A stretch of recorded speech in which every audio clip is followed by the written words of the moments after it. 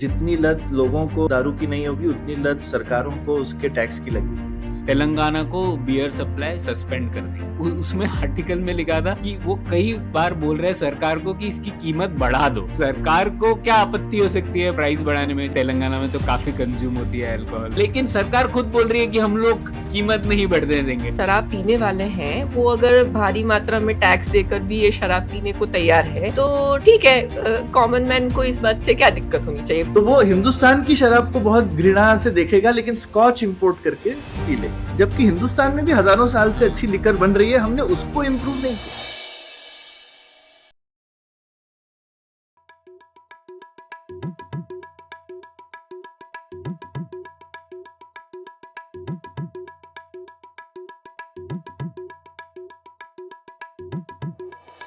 Hello Saurabh और ख्याति, कैसे हैं आप?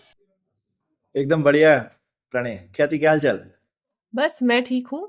प्रणय, कुछ दिनों पहले आपने ये अल्कोहल यानी कि शराब के रेगुलेशन की पॉलिसी कितनी अजीबो-गरीब है इंडिया में, इसके बारे में एक लेख लिखा था। तो क्यों ना आज थोड़ी उस पे चर्चा की जाए। हाँ, ये बहुत ही दिलचस्प विषय है क्योंकि हमारे सब श्रोताओं और दर्शकों ने तो देखा ही होगा अल्कोहल के शॉप्स वगैरह हर शहर में हैं, हर कई गाँव में भी हैं। लेकिन वो उसकी सप्लाई चेन कैसी है, उसके ऊपर रेगुलेशन तो होता ही है और होना भी चाहिए शराब पर, लेकिन उसका रेगुलेशन बड़ा ही मतलब अजीबो-गरीब है। भारत में ऐसे बोलते हैं ना वो मीम है, India is not for beginners. तो वैसा वाला हादसा, वैसा वाला मामला है यहाँ पर भी, और बहुत ही मतलब कॉम्प्लिकेटेड है। कई द्वंद्व है उसमें। सरकार को खुद नहीं पता वो अल्कोहल की कंजम्पशन कम करना चाहती है या ज्यादा करना चाहती है या उसको रेवेन्यू चाहिए। तो इसको समझते हैं, बहुत मजा आएगा, क्योंकि मुझे लगता है ये इससे कई सारे पब्लिक पॉलिसी, लोक नीति के हमें लेसन्स भी मिल सकते हैं। और इसके लिए हमारे साथ एक एक्सपर्ट है, सौरभ। इसलिए नहीं क्योंकि वो बहुत शराब पीते हैं, ऐसा नहीं है, लेकिन वो जुड़े हुए हैं एक कंपनी से, हुली, जो उन्होंने अभी हालिया लॉन्च किया है, एक रम है। तो हम लोगों को लगा उनको एक्सपीरियंस होगा, उन्होंने सरकार से डीलिंग भी की होगी कि किस तरीके से एस्टेब्लिश होते हैं प्रोसेसेस, किस तरीके से होलसेल चेन होती है, रिटेल।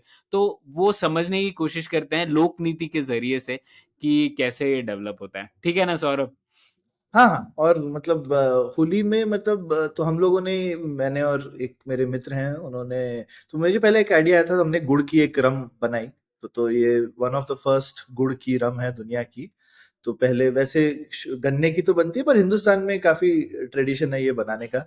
तो मैंने ये कुछ 9-10 साल पहले शुरू किया था काम। हम्म। तो ये अभी कुछ 3 महीने पहले लॉन्च हुई है कर्नाटका में। तो हाँ। ये लंबा समय लगा करने में। उसका एक रीजन ये कि ये थोड़ा टाइम पास साइड वाला प्रोजेक्ट भी था।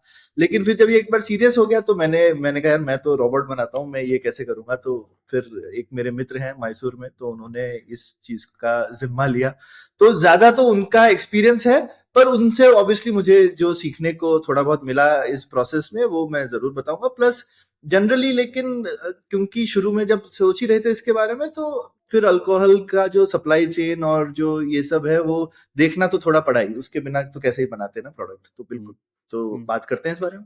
हाँ, तो और इसमें मुझे दिलचस्पी इसलिए भी आ गई ख्याति की, अभी हालिया एक न्यूज़ आई थी 1-2 हफ्ते पहले कि यूनाइटेड ब्रूअरीज जो है, किंगफिशर बियर जो बनाती है, उन्होंने कहा है कि हम लोग तेलंगाना को बियर सप्लाई सस्पेंड कर देंगे। मैं पढ़ रहा था क्यों सस्पेंड कर देंगे यार, तेलंगाना में तो काफी कंज्यूम होती है अल्कोहल। तो उसमें आर्टिकल में लिखा था कि वो कई बार बोल रहे हैं सरकार को कि इसकी कीमत बढ़ा दो, और सरकार कीमत बढ़ा नहीं रही है। तो ये मेरे को बड़ी अचरज की बात लगी यार, कि सरकार को क्या आपत्ति हो सकती है प्राइस बढ़ाने में, जबकि मतलब तेलंगाना का जो डिपार्टमेंट है उसका भी नाम है प्रोहिबिशन एंड एक्साइज। मतलब हाँ। अगर कीमत बढ़ेगी तो डिमांड घटेगी, तो एक्चुअली सरकार को तो ठीक होना, राजी होना चाहिए। लेकिन सरकार खुद बोल रही है कि हम लोग कीमत नहीं बढ़ने देंगे। तो ये क्या माजरा है? ये मुझे बड़ी गुत्थी लगी, और उस वजह से मैं इसके बारे में और पढ़ने लग गया। तो हाँ, तो सौरभ, शुरुआत से शुरू करिए कि ये किस तरीके से होता है, कौन मैन्युफैक्चरर, किस तरीके से सप्लाई चेन चलती है।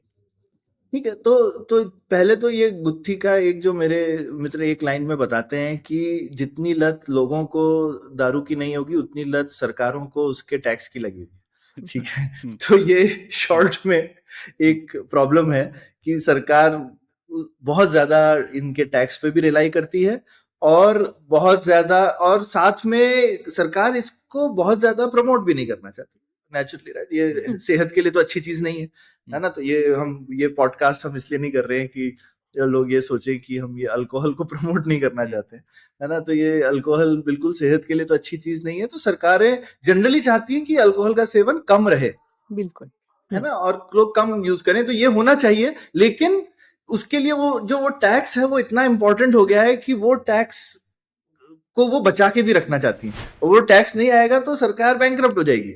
खासकर हमारी काफी सारी स्टेट गवर्नमेंट्स, और जिन्होंने प्रोहिबिशन किया है, बिहार जैसी स्टेट गवर्नमेंट, हम उनकी काफी बार बुराई भी कर चुके हैं कि उनके पास सही में पैसे नहीं है अपने बेसिक काम करने के लिए, तो उन्होंने थोड़ी उल्टी सीधे। तो एक सेंसिबल पॉलिसी की जरूरत है, और यहाँ फिर पॉलिसी में सेंसिबल पॉलिसी, तो तुम्हारी बुक और उसका नाम ही है कि भाई सेंसिबल तो क्या ही होती है पॉलिसी, है ना। तो सारी की सारी पॉलिसीज में क्या गड़बड़ हो सकती है तो वो डालेंगे ही डालेंगे।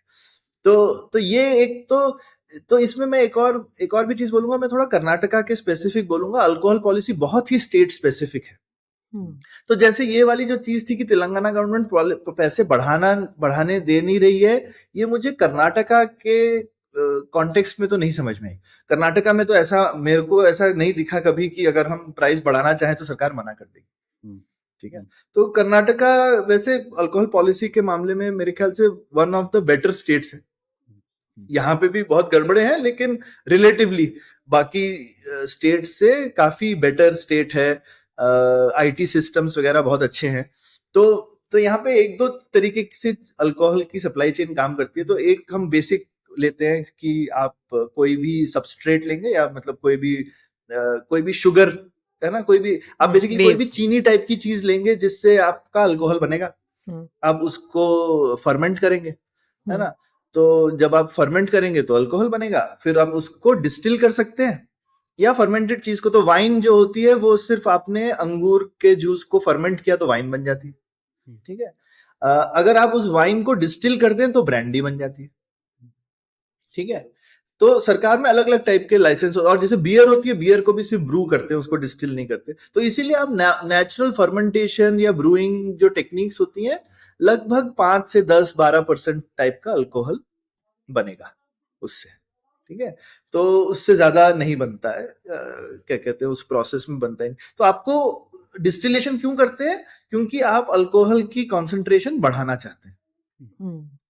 ठीक है, तो आप डिस्टिल करते हैं तो अल्कोहल जो है वो 92 डिग्री सेंटीग्रेड पे उड़ने लगता है, पानी नहीं उड़ता है, तो अल्कोहल सारा उड़ जाएगा, दूसरी जगह आप इकट्ठा कर लेंगे, उसी को डिस्टिलेशन कहते हैं। ठीक है, ठीक है, तो दूसरी तरफ आपने डिस्टिलेट इकट्ठा कर लिया, और फिर उसको इनफैक्ट पानी मिला करके आप घटाएंगे, क्योंकि यूजुअली तो जो एकदम कॉन्सेंट्रेटेड तो नहीं पी सकते हैं। हाँ, वो तो बिल्कुल वो आप बिल्कुल कॉन्सेंट्रेटेड अल्कोहल होगा, क्या कहते हैं, डिसइंफेक्टेंट और क्लीनिंग चीजों के लिए यूज किया जाएगा, राइट। पीने के लिए लगभग जो हैवी ड्रिंक्स भी होती हैं वो 40 से 50% के बीच में, यूजुअली 40-42%। कुछ हैवी वंस आर देयर जो शायद 50 हो, बट यूजुअली इससे ज्यादा तो नहीं होती। इसी में अगर काफी बार जैसे जो हम इलीगल लिकर की स्टोरी सुनते हैं कि क्यों लोग मर जाते हैं ये गलत प्रकार के लिकर, क्योंकि वो उसमें जो कॉन्सेंट्रेट या तो सही तरीके से नहीं हुआ हो, या तो वो गलत नहीं है। अच्छा, वो रीजन नहीं है। तो जब आप क्या कहते हैं फर्मेंटेशन करते हैं, तो आप चाहते हैं इथेनॉल बने, तो इथेनॉल सेफ अल्कोहल है पीने के लिए। ठीक है, लेकिन मिथेनॉल भी बन सकता है, और मिथेनॉल जहरीला होता है। ठीक है, तो मौतें इसलिए होती है क्योंकि मिथेनॉल बन जाता है। ठीक है, और आप अगर ठीक से फर्मेंटेशन वगैरह नहीं करें, और बहुत कम संख्या उसकी कॉन्सेंट्रेशन कम हो, तो शायद नहीं होगा कुछ, एक सेफ लिमिट भी होती है। ऐसा नहीं है कि मिथेनॉल बहुत छोटे कॉन्सेंट्रेशन में भी जहरीला होता है, लेकिन ज्यादा कॉन्सेंट्रेशन में तो हो ही जाएगा। तो फिर आपने थोड़ा सा भी मिथेनॉल बन गया है, और आपने उसको डिस्टिल करके और कॉन्सेंट्रेटेड मिथेनॉल बना दिया, तो फिर वो जहरीली शराब हो जाती है। ठीक है। तो अब क्या कहते हैं, जो प्रॉपर जैसे जो हमारी डिस्टिलरी वगैरह है वहां पे तो जैसे आप स्पेक्ट्रोस्कोपिक एनालिसिस करते हैं, और एक्साइज डिपार्टमेंट भी बहुत, आप हर बैच जो है वो लैब में जाता है, लैब के रिजल्ट आएंगे उसके बाद ही कंज्यूमर्स के पास जाएगा, जो कि अब इस तरीके की टेस्टिंग वगैरह जब गांव में आप खुद से बना रहे हैं तब तो आप नहीं करेंगे, तो फिर ये चीज गड़बड़ हो जाएगी। पर जनरली मैं बोलूंगा कि नॉर्मल से फर्मेंटेट की हुई चीजें वगैरह में ये खतरा नहीं होता है, ठीक है। तो अब आप लोकल शराब में देख सकते हैं, जैसे ताड़ी होती है, तो ताड़ी तो नॉर्मल जैसे हम पाम का सैप लेते हैं जो वो नेचुरली फर्मेंटेट हो जाए तो वो ताड़ी हो जाती है, और फिर आप ताड़ी को डिस्टिल करते हैं तो एरक बनती है, ठीक है। तो एरक तो इंडिया में बैंड है ऑलमोस्ट सभी जगह पर, तो एरक बनाना अलाउ नहीं करते हैं, और ताड़ी कुछ जगहों पर अलाउड है, और देयर पर्टिकुलर कास्ट हैं जो कि जिनको टॉडी टैपर्स बोलते हैं, तो उनका लाइवलीहुड खत्म नहीं हो जाए तो उनको अलाउ किया हुआ है। जैसे यहाँ पे जो साउथ कैनारा डिस्ट्रिक्ट में ये टॉडी टैपर्स काफी हैं, तो उनको अलाउड होता है कि आप अपने, क्योंकि आपका ये ट्रेडिशनल व्यवसाय है तो आप कर सकते हैं। तो आप तो फ्रेश जो ताड़ निकलता है उसको नीर कहते हैं, नीरा तो नीरा। पानी होता है, नीरा पर हाँ, तो नीरा अलाउड होता है, नीरा में कोई अल्कोहल नहीं होता, बट आप नीरा को बस रख दीजिए तो वो 11-12 बजे तक फर्मेंट हो जाएगा, तो उसमें अल्कोहल आ जाएगा। तो ये इस तरह से होता है। तो तो ठीक ये है, तो डिस्टिलेट्स तो हैं, बनाने का, फर्मेंटेड है, हाँ ये हाँ कह सकते फर्मेंटेड हैं। है। तो उसके बाद में सप्लाई चेन बेसिकली क्या हुई, इसके बाद एटलीस्ट कर्नाटका में आप शराब सिर्फ सरकार को बेच सकते हैं, ठीक है। तो सरकार सिर्फ शराब को, तो पहले वो बॉन्डेड वेयर हाउस में जाएगी, और सरकार, और अल्कोहल पे एक्साइज लगता है, वैट नहीं लगता, या जीएसटी नहीं लगता, वैट तो खत्म हो गया, जीएसटी, तो जीएसटी नहीं लगता, तो अल्कोहल एक्साइज ड्यूटी में आता है। एक्साइज का मतलब ही क्या होता है कि प्रोडक्शन के टाइम पे आपको वो टैक्स लगेगा, ठीक है। तो जैसे ही आप ये शराब जो है वो आपकी फैक्ट्री में एक्साइज इंस्पेक्टर रहेगा ऑलमोस्ट फुल टाइम, ओके, हाँ, उनकी मर्जी के साथ ही आप ये सारे काम करेंगे, और बहुत सारे प्रोसेसेस हैं, सब कुछ रजिस्टर मेंटेन होगा, उनके सिग्नेचर, परमिशन वगैरह ली जाएगी, और हर बैच जो है वो एक्साइज डिपार्टमेंट को भेजना होगा, उनकी परमिशन लेकर के क्वालिटी सर्टिफिकेशन वगैरह लेना होता है। उसके बाद बॉन्डेड वेयर हाउस होगा जिसमें वो चली जाएगी, और फिर बॉन्डेड वेयर हाउस से जब सरकार के डिपो पे जाएगी तो आपको सारा टैक्स जमा करना पड़ेगा उस समय पे, और ये टैक्स काफी हाई होता है। जो आपको एमआरपी दिखती है बाजार में उसका लगभग 75 से 85% डिपेंडिंग ऑन किस स्टेट में है, ठीक है। तो बेसिकली ज्यादातर पैसा वो सरकार के पास ही जाता है, जो कि आप देखते हैं लगभग उसका मतलब कुछ या लगभग 75% मेरे ख्याल से टैक्स होता है, लगभग 10% रिटेलर के पास जाता है, ऐसा इस तरीके का अनुपात आप लगा सकते हैं। तो सौरभ, मतलब मैं समझ नहीं पाया कि आपने ये तो आपका प्रोडक्ट अभी तक बिका नहीं है, फिर भी हाँ, आपने टैक्स दे दिया सरकार को। हाँ, तो देखिए अल्कोहल में भी अभी भी हो रहा है, तो आपको ये लग रहा है, पहले तो गाड़ियों में भी ऐसा ही होता था, एक्साइज तो हर चीज में लगता था ना पहले, तो एक्साइज इसी तरीके का लॉ ही है कि फैक्ट्री गेट से माल बाहर गया, टैक्स पहले ही चला गया, तो आप कैसे बिजनेस करेंगे। हाँ, और आपका जो अमाउंट है जो आपको मिलने वाला है उससे तो कई गुना ज्यादा बड़ा नंबर है। हाँ, वो अब थैंकफुली बाकी प्रोडक्ट्स में वो उतना कई गुना ज्यादा नहीं होता है, बाकी जगहों में तो एक्साइज कम होता है, लेकिन अल्कोहल में ऐसा नहीं है, वो कई गुना ज्यादा बड़ा है। तो आपको अपने प्रोडक्ट के रेवेन्यू, एक्चुअल रेवेन्यू जो है उससे कई गुना ज्यादा सरकार को पहले से देना है, और फिर जब वो बिकेगा तब आपको पैसा वापस मिलेगा, ठीक है। हाँ, तो ये इस तरीके का बिजनेस है। तो अल्कोहल मतलब का जीएसटी के पहले दूसरे प्रोडक्ट्स में भी ऐसा होता होगा क्या? हाँ बिल्कुल, लेकिन टैक्स उतना कम हाई नहीं होगा। होता था। हाँ, लेकिन सब प्रोडक्ट्स में ऐसे ही होता था। यार पर एक्साइज आपने जब एक भी बार लगेगी, सरकार को पैसा दे दिया, फिर से सरकार से पैसा लेना कोई जोक थोड़ी ना है। नहीं, तो सरकार से आपको बाकी केस में सरकार से नहीं लेना पड़ता ना, बाकी केस में तो प्राइवेट है सब कुछ। तो आपने सरकार को टैक्स दे दिया, और उसके बाद में आपने जब पैसा बेचा तो आपको आपका कस्टमर पैसा दे देगा। अब ये सिर्फ अल्कोहल के केस में ऐसा है कि कस्टमर से, फैक्ट्री तो वैसे भी कस्टमर से डायरेक्टली नहीं लेती, लेकिन आप डिस्ट्रीब्यूटर, रिटेलर तो होते हैं, लेकिन अल्कोहल की सप्लाई चेन में टिपिकली डिस्ट्रीब्यूटर, रिटेलर या दोनों सरकार कंट्रोल करती है। तो जैसे तमिलनाडु में सब कुछ डिस्ट्रीब्यूटर, रिटेलर सब सरकार के होते हैं, और दुनिया में और जगहों पे भी, जैसे मेरे ख्याल से स्वीडन में भी रिटेल सरकार का होता है, है ना। तो ऐसा नहीं है कि मतलब हिंदुस्तान कुछ ऐसा कर रहा है जो बाकी देश नहीं करते। कर्नाटका में डिस्ट्रीब्यूटर सरकार होती है, रिटेलर प्राइवेट होते हैं। हाँ, पर इस तरीके से शायद हर स्टेट में, जैसा आप कह रहे हैं, एक ही होता है स्टेट बेवरेजेस कॉर्पोरेशन या ऐसे, डिस्ट्रीब्यूटर तो हमेशा जो कि सरकारी है। होलसेलर हाँ, जो खरीदेगा हर फैक्ट्री से, जो मैन्युफैक्चर हुआ बिल्कुल वो खरीदेगा ये बिल्कुल। और बेवरेजेस उनके कॉर्पोरेशन। हाँ, और उनके वेयर हाउसेज रहेंगे। तो आपको उनके डिपो या वेयर हाउस जो भी बोलते हैं, डिपो हम यहाँ कर्नाटका में डिपो वर्ड यूज होता है, तो आप उनके डिपो में अपना केसेस भेजेंगे, और जो दुकान होगी वो उसी डिपो से ले सकती है जो उसके एरिया में आती है। ऐसा नहीं है कि आप किसी भी डिपो से खरीद सकते हैं। आपका हर डिपो का अपना कैचमेंट एरिया टाइप का है, तो उस डिपो के कैचमेंट एरिया में जो रिटेल और आते हैं रिटेलर्स, वो उस डिपो से खरीद सकते हैं। हाँ, और एक और एडिशन कर दूं, जैसा आपने कहा रिटेलर्स जो हैं वो सरकार तो होती है उसमें भी, कई जगहों पर ऐसा होती है सरकार प्राइवेट सेक्टर को भी अलाउ करती है, कुछ सिटीज कुछ स्टेट्स में बिल्कुल नहीं अलाउ करती। तो जैसे कर्नाटका में एक MSIL है, मैसूर सेल्स इंटरनेशनल लिमिटेड, वो रिटेलर है, सरकार का रिटेलर है, लेकिन काफी प्राइवेट रिटेलर्स को भी अनुमति है बेचने की, जो कि तेलंगाना में नहीं है और तमिलनाडु में भी नहीं है, और बाकी अलग अलग राज्यों में अलग अलग होगा, हमको उतनी जानकारी नहीं है उसकी। अच्छा, मुझे एक सवाल ये है कि ये जो एक्साइज ड्यूटी होती है, या ये कितने परसेंटेज ऑफ अल्कोहल है उस ड्रिंक में, उसके हिसाब से बदलती है कि क्या, इसका क्या कहानी तो है? ऐसा कोई फॉर्मूला नहीं होता, पर अलग अलग क्लास के लिए बिल्कुल आपकी ठीक बात है, अलग अलग एक्साइज ड्यूटीज होती है। तो वाइन की अलग टाइप की एक्साइज ड्यूटीज हैं, बियर की अलग हैं, और जो जिसको स्ट्रॉन्ग या हार्ड लिकर बोलते हैं उसकी अलग है एक्साइज ड्यूटीज। और कुछ प्रोपोर्शन तो है ही डेफिनेटली, जो हार्ड लिकर है उस पर ज्यादा होती है, और जो बियर वाइन वगैरह है उस पर कम होती है, और थोड़ी रेगुलेशन भी कम होती है। जैसे अभी ये नई चीज है, कर्नाटका में एटलीस्ट बियर वाइन के लाइसेंस अलग हैं सर्व करने के। आप अपनी रेस्टोरेंट वगैरह में बियर वाइन सिर्फ सर्व करना हो तो वो आसानी से लाइसेंस मिल जाता है, बजाय इसके कि आप हर तरीके की अल्कोहलिक बेवरेज सर्व करना चाहते हो तो आपका लाइसेंस अलग होता है। दूसरी एक और चीज रेगुलेशन की, जो रिटेलर होता है प्रणय, वो आप प्राइवेट हो भी तो आपको ऑब्वियसली वो आसान नहीं है, आपको लाइसेंस लेना पड़ता है सरकार से बेचने के लिए, और आपका मार्जिन फिक्स्ड होता है, जो कि अगेन और उनको भी क्रेडिट पीरियड नहीं मिलता। जो बाकी रिटेलर्स कई बार डिस्ट्रीब्यूटर से क्रेडिट पीरियड लेते हैं, यहाँ उल्टा होता है, सरकार बोलती है तुम पैसे लेके सामान लो, और नहीं बिका तो तुम्हारी जिम्मेदारी, और वापस भी नहीं लेंगे कुछ, ठीक है। तो आप पैसे दे करके उठाते हो सामान, और जब वो पैसे दे करके उठाते हैं तो हमको वो पैसे दे देते हैं उसके बाद।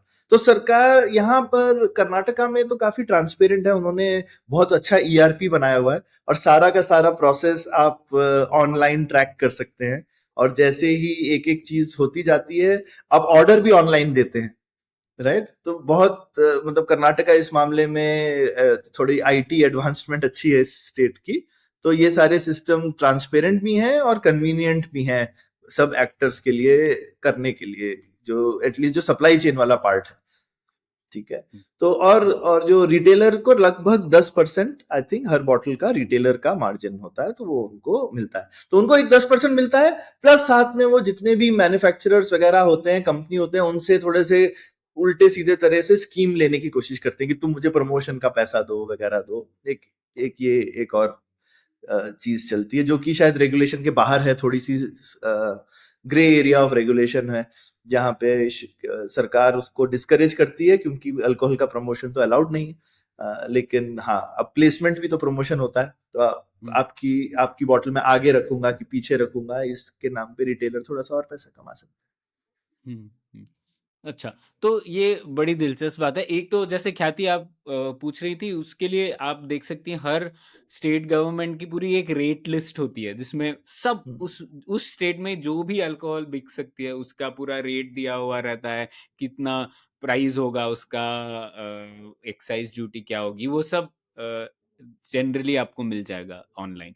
तो इस तरीके से ये फिक्स हुआ है। तो सौरभ, इसका इस सप्लाई चेन को तो हम समझ गए किस तरीके से काम करती है। अब इसमें लोक नीति और का प्रॉब्लम कहाँ उद्गम होता है लोक उस दृष्टिकोण से?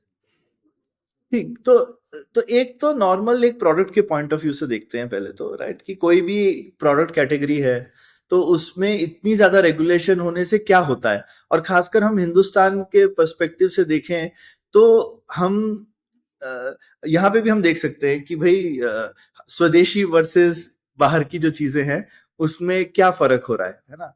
तो अब आप देखेंगे कि हिंदुस्तान में जनरली अल्कोहल का कंजम्पशन तो बढ़ रहा है, लेकिन इंपोर्ट भी बहुत बढ़ रहा है, या फिर जो बाहर के ब्रांड्स हैं वो आके हिंदुस्तान में अपनी फैक्ट्रियां लगाते हैं, क्योंकि इंपोर्ट क्यों करें, फिर आप यहीं से लोकली लगा सकते हैं। ठीक है, तो यहाँ पे आप लगाते हैं लोकल फैक्ट्रीज वगैरह और वो चीजें बेचते हैं, तो आपकी लोकल इंडस्ट्री में इनोवेशन नहीं है हिंदुस्तान में। ये एक बेसिक चीज है। मेरा एक पर्पस हुली शुरू करने का यही था कि हमारी जो लोकल अल्कोहल की विरासत है वो खोती जा रही है, क्योंकि सरकार ने इतनी रेगुलेशन बना रखी है कि आप इसमें नया प्रोडक्ट बनाना बड़ा मुश्किल है, और छोटे आदमी के लिए तो कुछ करना ही बड़ा मुश्किल है ना। अब कौन इस तरह से 8-10 साल लगाएगा ये काम करने के लिए, मतलब ये तो फालतू का काम है, राइट, करने के लिए तो कुछ हम जैसे पागल है जो ये सब काम करते हैं, ठीक है, अदरवाइज कौन ही करेगा। तो ये जो चीज है कि शेर की मुंह में कौन हाथ डालेगा, कौन डाले, हाँ, मतलब पैसा लूज होने के चांस ज्यादा है इसमें। हाँ बिल्कुल। तो वो, और वो ऐसा भी नहीं कि मतलब वो रेगुलेशन ऐसे है कि आप कर ही नहीं सकते ना, इतना लंबा समय लगेगा, तो ये कोई नॉर्मल बिजनेस तो नहीं हुआ। तो ये आप वैसे ही कर सकते हैं अगर आपका कोई दूसरा वो हो कि आप शौक के लिए कर रहे हैं, या आप जानना चाहते हैं, कोई जिज्ञासा के लिए कर रहे हैं, पैशन के लिए कर रहे हैं, तभी कर सकते हैं। तो नई चीज को बनाना बड़ा मुश्किल काम है। ये एक चीज है। तो आप देख सकते हो कि हिंदुस्तान में काफी इनोवेशन रिसेंटली जिन वगैरह में हुआ है। क्यों? क्योंकि जिन में आपको डिस्टिलेशन नहीं करना पड़ता, ठीक है। तो उसमें क्या करते हैं, तो एक तरीका है हिंदुस्तान में जिसमें बहुत सारी शराब हिंदुस्तान में एक बड़े फॉर्मूला से बनती है। शुगर मिल जो है वो अल्कोहल भी बेचती है, ठीक है। हाँ, ठीक है। तो कुछ 70 रुपए लीटर का अल्कोहल मिलता है आपको, ठीक है। रेक्टिफाइड स्पिरिट होती है या ENA होता है, जिसको एकदम 98% टाइप होती है, रेक्टिफाइड स्पिरिट शायद 92% होती है, कुछ होती है, ठीक है। तो आप अल्कोहल खरीद सकते हो वहां से। तो आप अल्कोहल खरीदिए, टिपिकली उसमें थोड़ा सा रंग मिलाइए, थोड़ा फ्लेवर मिलाइए, बॉटल में डालिए, उस पर एक लेबल लगाइए और बेच दीजिए। एज सिंपल एज दैट, ठीक है। ये जिन बहुत सारा है। अल्कोहल नहीं, ये जिन ऐसा नहीं है, मैं कह रहा हूं ज्यादातर अल्कोहल ऐसा बिकता है, ठीक है। बहुत सारी जो आपको सस्ती विस्की, रम और ये सब दिखेगी वो इसी तरह से बनती है। आप बस शुगर मिल से खरीदते हैं। इनफैक्ट इंडिया ने रेगुलेशन पॉलिसी, क्योंकि पॉलिसी का डिस्कशन ही है, रेगुलेटरीली हमने क्या किया, विस्की टिपिकली ग्रेन की बनती है ना। तो फर्क क्या होता है, क्यों किसी चीज को रम बोला जाता है वर्सेस विस्की बोला जाता है। तो विस्की जो है वो बनती है अनाज की, ठीक है, और रम बनती है गन्ने से। पर हिंदुस्तान गन्ना प्रधान देश है, तो हमारे यहाँ तो सबसे ज्यादा अल्कोहल गन्ने से आता है। तो हिंदुस्तान ने रेगुलेशन में चेंज कर दिया कि हम गन्ने वाली चीज को भी विस्की बोल सकते हैं। अच्छा, ठीक है। तो हमारे यहाँ मना नहीं है, ये हिंदुस्तान के बाहर अलाउड नहीं है, पर हिंदुस्तान में आप गन्ने के ओरिजिन वाली अल्कोहल से बनाए हुए प्रोडक्ट को भी विस्की बोल सकते हैं, ठीक है। तो ये एक पॉलिसी इनोवेशन है इंडिया का, वो मेरे को लगता है अच्छा ही है। मतलब ठीक है, हमारे यहाँ ज्यादा अल्कोहल गन्ने का आता है तो व्हाई नॉट, ठीक है। तो ये एक इंडिया ने पॉलिसी इनोवेशन किया हुआ है ऑलरेडी। ये क्या है, गोल पोस्ट ही चेंज कर दिया, नाम ही बदल दो, मेरा और कुछ बन रहा था। हम ये बनाते हैं, हम इसको बोलेंगे ये विस्की है। हाँ बिल्कुल। हाँ, हम ये बनाते हैं, हम इसी को बोलेंगे। हाँ, ठीक बात। अभी पब्लिक कौन से ये सब जानती है चीजें। हम क्रिकेट खेल रहे हैं, हमारी टीम में सिर्फ सौरभ ही है, तो हम लोग सौरभ को सचिन तेंदुलकर थोड़ी ना बोलेंगे। अभी ठीक है, अभी लेकिन देखो चल रहा है काम, सबका काम चल रहा है। आपको तो पता भी नहीं था, ज्यादातर कंज्यूमर्स को नहीं पता है, सरकार को उनका टैक्स मिल रहा है, गन्ना किसान भी खुश है, ठीक है। तो विन विन फॉर एवरीबॉडी, ठीक है। पर पैडी किसान तो खुश नहीं होगा ना। हाँ, लेकिन वो तो उसको अलग जगह से है ना उसका। हाँ, और वहां पे क्योंकि आपको अलग से चावल खरीद के उसका बनाना पड़ेगा, या अनाज खरीद के। यहाँ पे क्या है, बाई प्रोडक्ट है शुगर मिल का, तो शुगर मिल वालों के लिए अच्छा भी हो जाता है, ठीक है, ये चीज करना।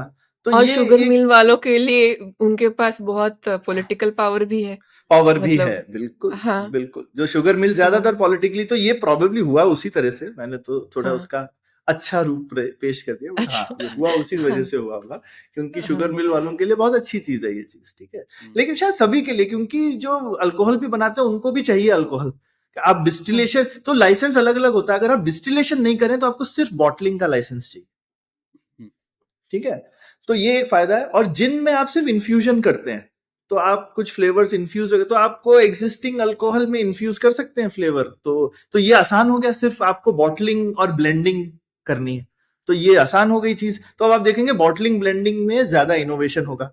अमेरिका का एक अच्छा एग्जाम्पल है, अमेरिका में डिस्टिलेशन के ऊपर तो वहां पे भी सख्त लाइसेंसिंग और ये सब है, होनी भी चाहिए, लेकिन बियर और वाइन पे बहुत कम है। आप घर में भी बियर बना सकते हैं, वो इलीगल नहीं है, इंडिया में इलीगल है। हाँ, तो इसकी वजह से वहां पे बहुत इनोवेशन है बियर और वाइन पे, तो बहुत छोटी छोटी बुटीक क्राफ्ट बियर और इस टाइप का बहुत ज्यादा वहां चलन है।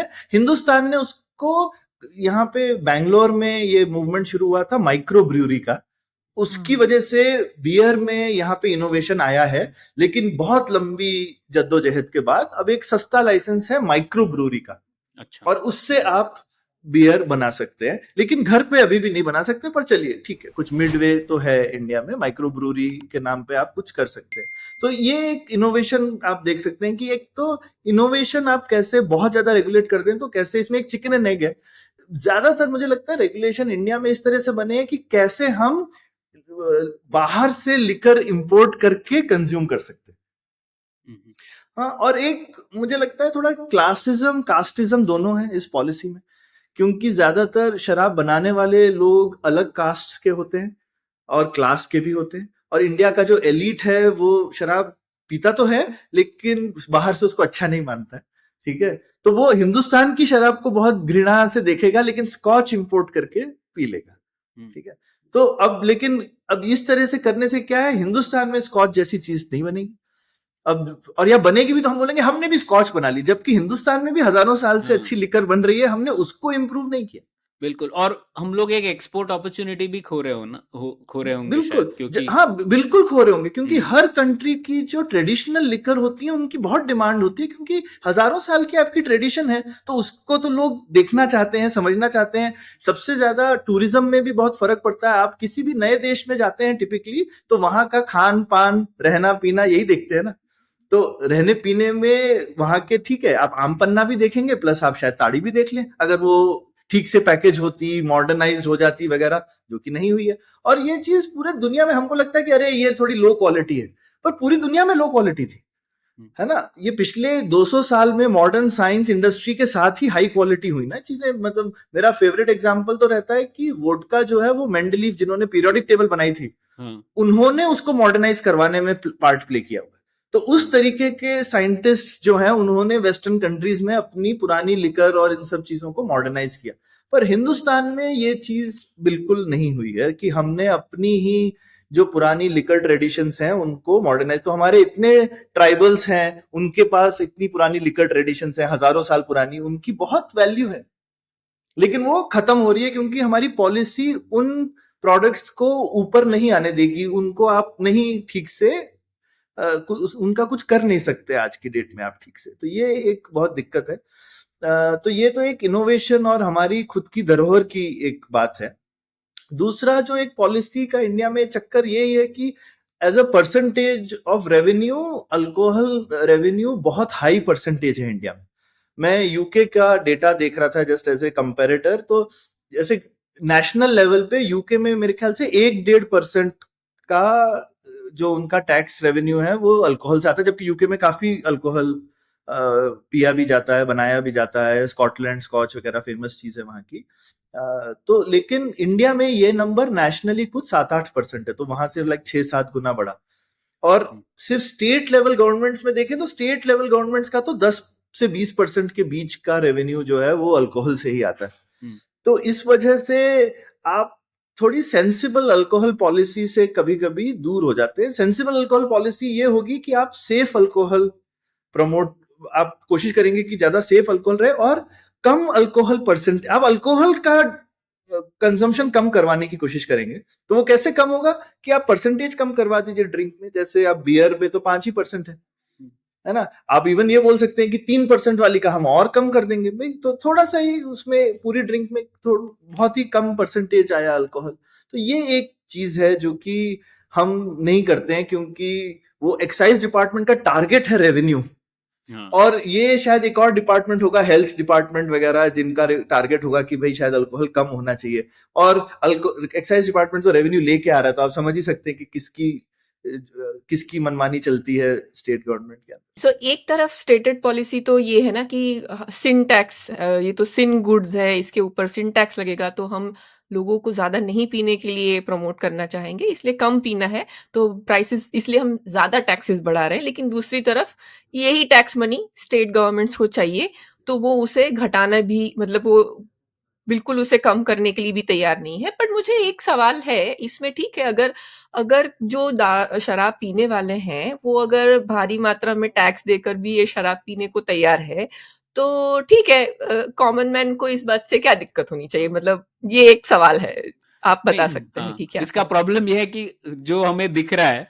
हाँ। जितने आप टैक्स बढ़ाओगे वो इफेक्टिवली सब लोग थोड़ी ना टैक्स पे करेंगे। कई अल्कोहल ऐसे जा रहा होगा जो कि इतनी टैक्स को अवॉइड करने के लिए इलीगली जा रहा होगा। तो एक्चुअली आप देख लें, ज्यादा आपने टैक्स कर दिया, it is like a ban. तो जिस तरीके से प्रोहिबिशन का जो इम्पैक्ट होता है, वही बहुत ज्यादा आपने टैक्स बढ़ा दिया, तो एग्जैक्टली वही आपको रिजल्ट मिलेगा। राइट, तो उसके बाद फिर आप देखेंगे, फिर इलीगल आप देखोगे उस टाइप के स्टेट्स में आपको जहरीली शराब के केस देखने को ज्यादा मिलने लगते हैं, है ना। फिर इंसेंटिव बढ़ जाता है उतने हाई टैक्स के साथ कि हम कुछ अवैध काम करें, हम्म। तो फिर वो अवैध काम होने लगते हैं, जो कि यहाँ पे एक्चुअली डेंजरस चीज है, क्योंकि यहाँ पे फिर वो शराब कई बार जहरीली शराब में तब्दील हो जाती है। तो और उसके अलावा मुझे लगता है आपने एक तरह से पूरी इंडस्ट्री को अंडरग्राउंड भी कर दिया।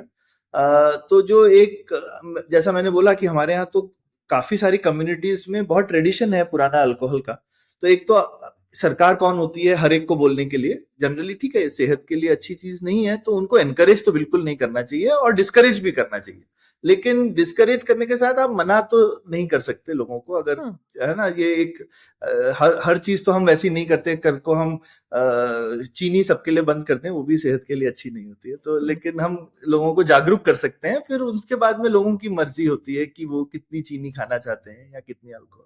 तो ये दूसरी, लेकिन ये है कि अल्कोहल ऑब्वियसली एडिक्टिव होती, तो ये तो एक बहुत ही आई मीन इसलिए इसलिए जरूरी है कि इसको डिस्करेज किया जाए कि, और ये कुछ लोगों के लिए बहुत ज्यादा एडिक्टिव होती है, कुछ लोगों के लिए कम भी होती हम्म। तो इसमें मतलब ये तेलंगाना का जो केस है उसमें और भी कुछ अच्छे लेसन्स उभर के आते हैं। तो एक तो जैसे कि हम कह रहे थे, एक एक्स डिस्टिलरी प्राइस होती है, मतलब जो होलसेलर मैन्युफैक्चरर को देता है, एक है। होलसेल प्राइस होती है जो रिटेलर होलसेलर को देता है, और फाइनली एक एमआरपी होती है जो कि कंज्यूमर पे करता है।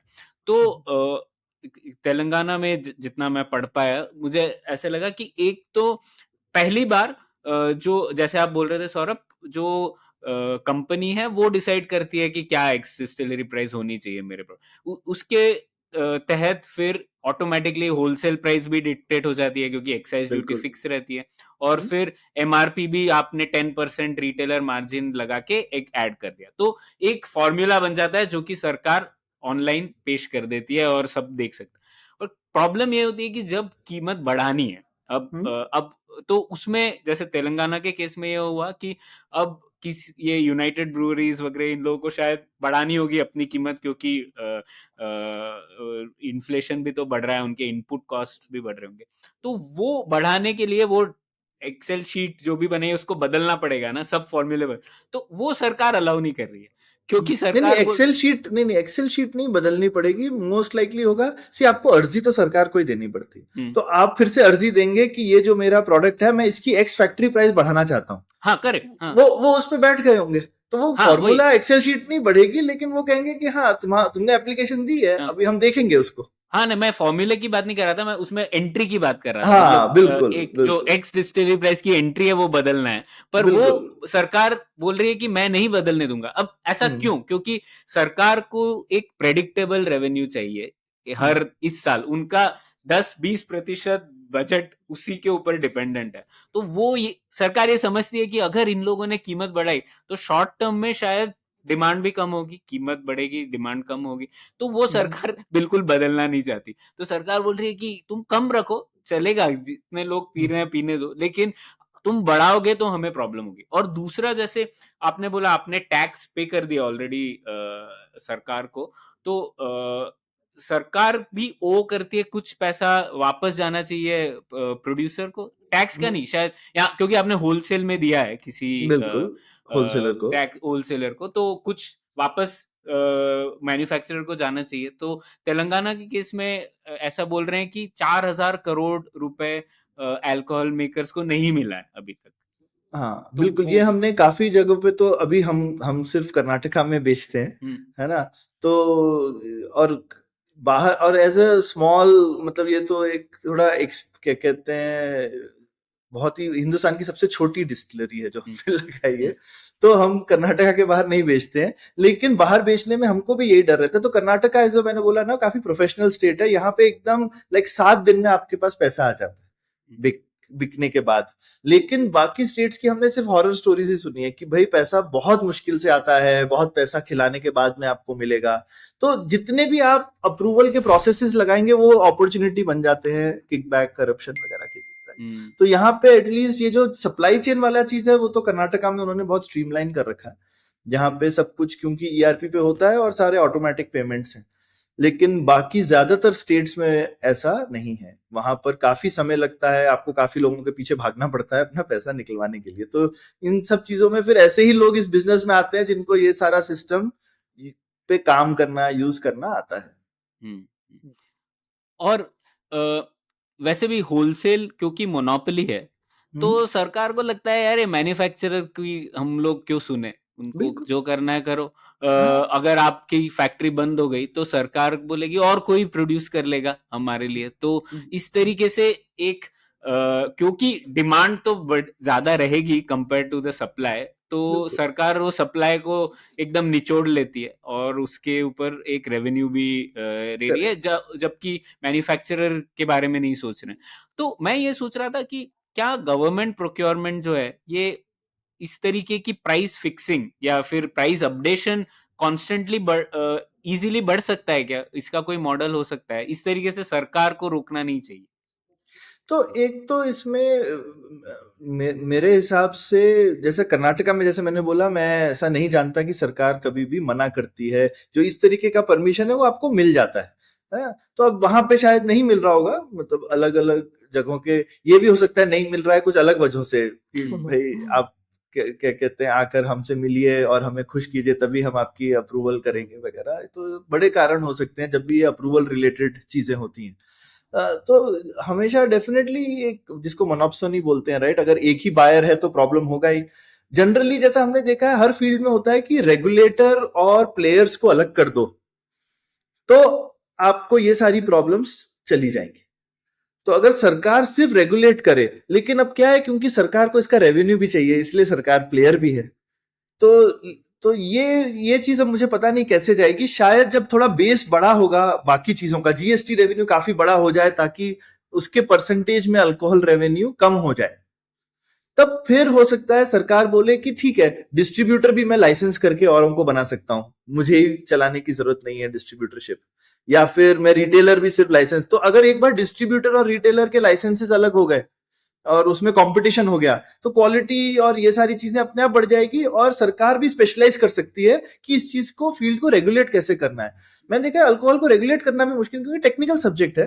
तो इसके लिए मैं जानता हूं कि मतलब यहाँ पे मुझे मालूम है कोई जो हमारे खुद ही जिनसे हम टेक्निकल एडवाइस ले रहे थे, वो काफी एक्साइज डिपार्टमेंट को भी टेक्निकल ट्रेनिंग देते हैं कि कैसे अल्कोहल को, जैसे छोटी छोटी चीज होती है कि अल्कोहल सिर्फ रखा होगा तो उड़ जाएगा, अब उसके बाद में अगर आके आपको कोई डंडा मारे कि अरे ये तो तुम चोरी कर लिया, अरे ये अल्कोहल है तो ये तो उड़ेगा ही, है ना। तो लेकिन आपको पता होना चाहिए कि किस रेट से उड़ता है, टेम्परेचर, किस टेम्परेचर पे किस रेट से उड़ता है, ताकि आप समझ सकें। और एक और भी चीज है कि भाई अल्कोहल बनाने वाले भी कोई दूध के धुले नहीं है। पुराने जमाने में, आजकल कम होता है, पर पुराने जमाने में खासकर टैक्स की चोरी बहुत होती थी, ठीक है। तो लोग खूब सारी बनाएंगे शराब और काफी पोर्शन जो है वो बिना टैक्स के साइड से बेच देते थे, ठीक है। तो इसके लिए बहुत सारे, तो ब्यूरोक्रेसी की तो जिसको कहते हैं ना लंबी मेमोरी होती है, तो जब भी कभी कोई कुछ गड़बड़ हुई होगी उसके लिए रूल लग गया होगा। अब भले ही वो चीजें आजकल नहीं होती हैं, लेकिन वो रूल्स अभी भी हैं और वो हर रूल, एक और भी चीज है कि फिर वो हर रूल एक गिव एंड टेक का अपॉर्चुनिटी होता है कि आपको जो हर परमिशन लेनी है उसके लिए आप, तो वो जाएगा कैसे एक बार आ गया तो पर सौरभ, ये बहुत ही दिलचस्प बात इसलिए टेन। है क्योंकि बाकी सिन गुड्स के लिए इस तरीके का रेगुलेशन नहीं होता, सिगरेट के लिए इस तरीके का नहीं होता, हाँ हाँ और तंबाकू के लिए भी इस तरीके का नहीं होता। करेक्ट। तो इस तरह आप छोड़ दीजिए, तो अगर हम इसको एक नॉर्मल गुड की तरह क्यों नहीं ट्रीट कर सकते जिसपे जीएसटी होगा? जीएसटी होगा, बहुत ज्यादा जीएसटी होगा ऑब्वियसली, मतलब 28% के ऊपर आप सिन गुड्स का एक सरचार्ज लगा दो जो कि 50% हो, शायद अभी भी आप पे कर ही रहे हो 85%। तो बिल्कुल जीएसटी के तरीके से हम लोग क्यों नहीं सोच सकते इसको? सोचना चाहिए, वो मॉडर्न तरीका तो यही है, जितना मुझे मालूम है बाकी देश ऐसे ही करते हैं। उनके यहाँ कोई एक टैक्स की अलग कैटेगरी नहीं है और कोई एक अलग डिपार्टमेंट नहीं है जो सिर्फ अल्कोहल के ऊपर ही इतना ज्यादा फोकस कर रहा। पहले तो एक्चुअली एक्साइज डिपार्टमेंट के अंडर में बहुत सारी चीजें आती थी, वो धीरे धीरे सब चाहती कहीं सिर्फ अल्कोहल और पेट्रोल बच गया है अब। हाँ ठीक है, वही, और क्योंकि पेट्रोल तो कम ही कंपनियां करती हैं, पर अब ये अल्कोहल एक ही बच गया है जिसके पीछे आप इतना कुछ कर सकते हो, और कहीं पे एक जगह पे वो ही ब्यूरोक्रेसी की कमाई का जरिया बच गया है। हाँ, ऐसा भी तो आप सोच सकते क्योंकि मुझे जहां तक समझ में आ रहा है जो ये सरकार का रोल है इसमें, वो रेगुलेट कम कर रही है, मतलब क्वांटिटी। फाइनली हमें चाहिए कि हार्मफुल अल्कोहल की क्वांटिटी कम हो, हो। बिल्कुल लेकिन पॉलिसी से तो जिस तरीके से ये सेटअप है वो उसकी तरफ तो काम नहीं कर रहा है, वो इस तरीके से काम कर रहा है, यार ये कोई चोरी कर रहा है और मेरा रेवेन्यू खा रहा है तो मैं हाँ उसको रोक लूंगा। और बिल्कुल उस तो और क्योंकि पूरे ये सप्लाई चेन में सरकार का रोल इतना महत्वपूर्ण है और वो रेवेन्यू सोर्स है, तो उस दृष्टिकोण से ज्यादा देख रही है, बजाय इसके कि मैं ये रेवेन्यू, जैसे उनका फोकस होना चाहिए कि रेवेन्यू बने, मैं रेगुलेट करूं, ज्यादा रेवेन्यू बने, शायद उस रेवेन्यू से मैं अल्कोहलिज्म के खिलाफ किस तरीके से बेहतर कर सकूं, किस तरीके से अवेयरनेस कर, लेकिन वो तो हो ही नहीं रहा है। वो अपॉर्चुनिटी कॉस्ट मुझे लगता है वो है। बिल्कुल बिल्कुल है, ऐसी ऐसी बात है। और मुझे लगता है कि जितना आप शायद ओवरऑल कीमतें महंगी हो जाएंगी तो उससे बेटर ही है मेरे हिसाब से। तो अल्कोहल सस्ता तो क्यों ही होना चाहिए, है ना? या फिर जो, स्टे और जो सस्ता हो वो शायद lower I mean lower alcoholic content का हाँ अल्कोहल जो है, ताकि आप वो चीज को रेगुलेट, तो ये एक सेंसिबल अल्कोहल। और आप रिहैब सेंटर्स, एडिक्शन के लिए आप कितना काम कर सकते हो, वो एक बहुत दूसरा इंपॉर्टेंट पार्ट है अल्कोहल पॉलिसी का, जिसके लिए एक्साइज डिपार्टमेंट तो बिल्कुल जिम्मेदार नहीं है। तो अभी थोड़ा उल्टा सीधा सा है, राइट? वो हेल्थ डिपार्टमेंट बोलेगा मैं इसके लिए फोकस कर रहा हूँ, दूसरी साइड एक्साइज डिपार्टमेंट तो चाहता है कि कमाई बढ़े, वो तो कमाई कम करने के मूड में ही नहीं है। हाँ, पर ये ऐसा हुआ क्यों है अभी ज़्यादा? आई थिंक ये इतना फ़ोकस अल्कोहल पे ज़्यादा बढ़ रहा है क्योंकि स्टेट का जो स्टेट के पास पहले और भी तरीके थे, अब थोड़े से वो उनका कम कंट्रोल हो कम गया हो गया है, राइट? है अपना बिल्कुल। खुद का रेवेन्यू बढ़ाने का, जब से जीएसटी आया है। हम्म, तो उनको लगता है कि ठीक है, उस पे हम पूरा कंट्रोल नहीं कर सकते, इस चीज़ को ये तो फिर भी हम खुद से रेगुलेट कर सकते हैं। बट तो अल्टरनेटिव क्या है इस केस में स्टेट्स के लिए, नहीं अगर तो उनको अपने बहुत आप को बहुत ऑल्टरनेटिव्स है सर स्टेट के पास। बताइए ज़रा हमारे श्रोताओं के लिए? हाँ। एक तो पहले रेवेन्यू सरकार, ये हमें ध्यान रखना चाहिए, रेवेन्यू और टैक्स रेट एकदम अलग होता है। हाँ। किसी भी स्टेट का रेवेन्यू कम नहीं हो रहा है, सब हम्म, स्टेट्स शामिल ही हुए थे जीएसटी में क्योंकि उनको प्रॉमिस किया गया था 14% ईयर ऑन ईयर बढ़ेगा, जो हम्म, प्रोड्यूसिंग स्टेट्स है, और उनका बढ़ा भी है, सरकार ने दिया, तो सबको फायदा हो रहा है इसमें, इसीलिए वो जीएसटी में थे। तो हम्म, रेवेन्यू में उन्हें कोई प्रॉब्लम नहीं हो रहा। हाँ, आप कह सकते हैं कि मुझे सडनली बढ़ाना हो, जैसे मुझे नई स्कीम स्टार्ट करनी है, सबको 100 रुपए, सबको 1000 रुपए देने की, तो उसके लिए मुझे सडनली रेवेन्यू रेस करना है, तो मेरे पास कम ऑप्शंस है कंपेयर हम्म, टू। तो पर ऑप्शंस इस तरीके से हो सकते हैं, एक नॉन टैक्स रेवेन्यू होता है हर स्टेट में, कितना ही नॉन टैक्स रेवेन्यू है, पार्किंग से लेकर प्रॉपर्टी टैक्स एक टैक्स रेवेन्यू है, फिर कितने ही एसेट्स हैं जो कि वेस्ट हो रहे हैं वो बिक बिक सकते हैं, एग्रीकल्चरल इनकम टैक्स भी एक टाइम के बाद हो सकता है। तो ये सब ऑप्शंस हैं अभी, और मुझे लगता है अच्छा है कि सरकार को इन तरीके की चीजों के बारे में सोचना चाहिए, क्योंकि ये वैध तरीके हैं पैसा बनाने के, जो कि हम लोग की सरकारें नहीं कर रही थी। उनको पैसे आ रहे थे वैट एक्साइज से, तो क्यों कर रहे ये सब, लेकिन अब उनको फोर्स होगा ये सब। तो एक्साइज, अल्कोहल एक्साइज बहुत आसान है करना, लेकिन उसके अलावा भी बहुत ऑप्शंस हैं। और फाइनली सबसे best way of raising taxes, आपकी इकोनॉमिक एक्टिविटी बढ़ाओ बस। इकोनॉमिक एक्टिविटी बढ़ेगी तो आपका टैक्स बढ़ ही जाएगा। ठीक बिल्कुल, बात है। जीएसटी वगैरह बढ़ेगा तो जनरली काफी डिमांड है कि भाई, क्योंकि अगर अल्कोहल इंडस्ट्री भी जीएसटी में आए तो यहाँ इनपुट क्रेडिट तो नहीं मिल सकता अभी, क्योंकि जीएसटी नहीं है दूसरी साइड पर। तो एक तो ये दिक्कत है ही इस इंडस्ट्री के साथ में। दूसरा, ओवरऑल फिर वो सेम डिपार्टमेंट सेम हो जाएंगे, शायद ये ज्यादा इंपॉर्टेंट चीज है। अभी एक अलग ही पूरी ब्यूरोक्रेसी है जो सिर्फ इसी के ऊपर निर्भर करती है, और शायद वही एक रीजन है कि वो आसानी से जाएगा नहीं, वो छोड़ेंगे थोड़ी इतनी आसानी, है ना। तो उनका वहां पे इंसेंटिव भी तो है। तो मुझे लगता है कि रेवेन्यू छोड़ देने से ज्यादा लोगों का शायद ये जो आई मीन पॉलिटिकल पार्टीज का जो रेवेन्यू रेस करने का एक तरीका है वो चला जाता है, जब आप स्टेट्स में से इस तरीके की छोड़ देते हैं। तो एक तरह से आप देखें तो आम आदमी पार्टी पर यही इल्जाम लगा हुआ था ना दिल्ली के लिए। ठीक है, तो ये भी एक तरीका होता है लोकल पॉलिटिकल पार्टीज के लिए, लोकली अपने लिए रेवेन्यू रेस करने का। तो वो भी इस चीज से जुड़ा हुआ है। ये अलग, टोटली ये अलग अलग पॉइंट ऑफ एंगल है। व्यू है। हाँ, ये हाँ, पॉलिटिकल वाला एंगल है, बिल्कुल। पॉलिटिकल और इकोनॉमी का एक बिल्कुल हिस्सा है। एक्चुअली हम लोगों ने उस दिल्ली की एक्साइज पॉलिसी पे भी एक एपिसोड किया था बहुत पहले, और हम लोग एक्चुअली वो पॉजिटिव पॉलिसी थी कई दृष्टिकोण से, कि बिल्कुल। किस तरीके से क्योंकि फिर एक्चुअली करप्शन उसमें आता है ना कि पार्टी के किसी पहचाने हुए लोग को आप रिटेल लाइसेंस देंगे, या और तो वो पॉलिसी उसको तोड़ना चाहती थी, और उसकी वजह से ऑक्शन शायद लाके, बहुत, उस चीज में ऑक्शन लेकर आके। तो उसकी बहुत एनिमीज हो गए, बहुत सारे शत्रु बन गए उसके। तो ठीक है, ये समझने मिला सौरभ, शुक्रिया, कि किस तरीके से ये सप्लाई चेन काम करती है, किस तरीके से पॉलिसी का काफी बड़ा रोल है इसमें, और किस तरीके से हम लोग देख सकते हैं इसमें जो रिजल्ट है वो कई दूसरे क्षेत्रों में भी हम लोग ऐसा ही रिजल्ट देखते हैं, कि हम लोग एक लो इक्विलिब्रियम पर सेटल हो जाते हैं, जिसपे कुछ चल रहा है। मतलब ठीक है, ऐसा तो नहीं है कि मैन्युफैक्चरर छोड़ के जा रहे हैं, मैन्युफैक्चरर है, कुछ है, कुछ लोग भी अल्कोहल का सेवन कर रहे हैं, और इतना ज्यादा अल्कोहल की एपिडेमिक भी नहीं हुई है। तो एक लो लेवल लोकल मैक्सिमा पे चल रही है बात, उससे हम लोग खुश हैं, और कोई भी नहीं सोचना चाहता कि हम लोग किस तरीके से एक ग्लोबल मैक्सिमा पे पहुंचे, या फिर किस तरीके से एक्सपोर्ट का एक जरिया बन सके, और ये इस तरीके से काम करे कि रेवेन्यू भी आए थोड़ा बहुत, लेकिन ये हम लोग इसे एक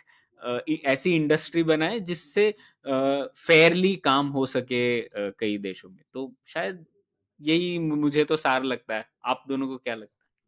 हाँ, नहीं, ये अल्कोहल इस मामले में एक थोड़ी मतलब क्योंकि एक एक्सट्रीम इंडस्ट्री है, तो इसको स्टडी करके लेसन्स लेने वाली ज्यादा अच्छी चीज है। मुझे लगता है ठीक है, अल्कोहल इंडस्ट्री में रिफॉर्म करने का इम्पैक्ट सोसाइटी में क्या ही होगा, मेरे ख्याल से होगा, पर मतलब शायद वो हमारे यहाँ पे और बहुत दुख है पहले सॉल्व करने के लिए मेरे ख्याल से इससे पहले। लेकिन इंस्ट्रक्टिव पॉलिसी क्योंकि एकदम एक्सट्रीम है, तो यहाँ पे बहुत अच्छे से कुछ लेसन्स अच्छे से क्लियरली दिखते हैं कि over regulation, political economy, corruption, ये सारी चीजें कैसे काम करती हैं। क्योंकि सब कुछ इतना एक्सट्रीम है, आपके लेसन्स ज्यादा क्लियर निकल करके आते हैं।